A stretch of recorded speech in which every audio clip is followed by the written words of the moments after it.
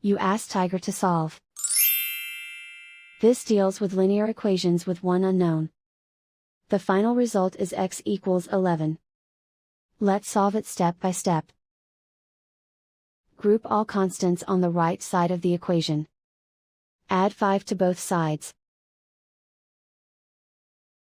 Simplify the arithmetic.